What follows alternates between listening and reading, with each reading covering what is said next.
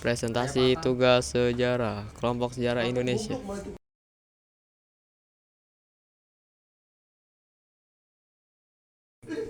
Materi 1. Pengertian sumber sejarah. 2. Metode penelitian sejarah. 3. Merencanakan penelitian sejarah. Sejarah sebagai ilmu memerlukan langkah-langkah penelitian ilmiah.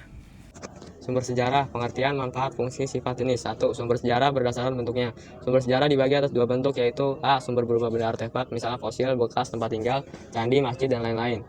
B. Sumber lisan, sumber yang diturunkan dari satu generasi ke generasi lain. Sumber lisan terdiri atas 3 jenis, antara lain sumber lisan sezaman, keterangan lisan dari saksi mata, atau orang yang sezaman. Sumber lisan tidak sezaman berbentuk ucapan lisan seperti dongeng, peribahasa, dan lain-lain.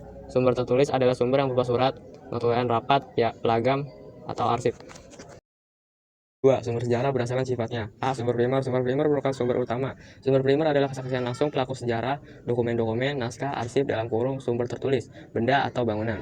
B. Sumber sekunder. Sumber sekunder disebut juga sumber kedua karena bukan berasal dari kesaksian pelaku sejarah, melainkan dari seorang saksi dari seorang yang tidak menyaksikan peristiwa sejarah itu.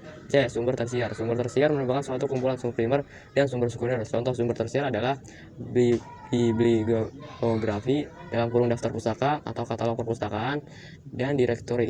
Di antara ketiga sumber itu, sumber yang paling baik dalam penulisan sejarah adalah sumber primer karena bersumber dari saksi sejarah yang memiliki peristiwa sejarah secara langsung.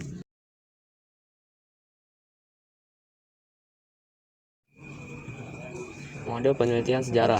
1. Menentukan tema sejarah. Tema dimaksud untuk memberi ruang gerak penelitian atau memfokuskan penelitianmu agar tidak terlalu meluas, karena melalui tema itulah pembaca bisa mengetahui isi buku. Misalnya sejarah kerajaan Sriwijaya.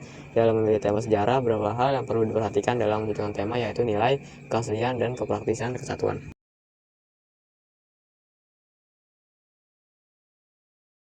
2. Pencaharian dan pengumpulan sumber dalam kurung heuristik. Bangunan kuno atau candi, tempat untuk mencari sumber atau bahan penelitian. Perpustakaan, kantor arsip pemerintahan setempat. Wawancara untuk memperoleh sumber. Heuristik berasal dari kata Yunani heurisken, yang artinya memperoleh. Jadi heuristik adalah proses pengumpulan sumber dalam melakukan penelitian sejarah. Tempat-tempat yang digunakan untuk mencari sumber: A. Perpustakaan, B. Kantor arsip, C. Museum, D. Studi lapangan, E. Wawancara. 3.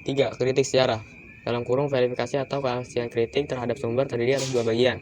1. Kritik eksternal adalah cara melakukan verifikasi atau pengujian terhadap aspek-aspek luar dari sumber sejarah asli atau tidak utuh lagi.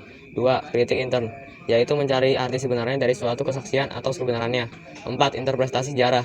Arti interpretasi dibutuhkan untuk suatu peristiwa yang makna atau keaslian peristiwanya belum jelas. Interpretasi sejarah terdiri atas fakta lunak dan fakta keras. 5. Penulisan sejarah dalam kurung historiografi. Historiografi tahap terakhir dalam penulisan sejarah adalah historiografi dalam penulisan sejarah.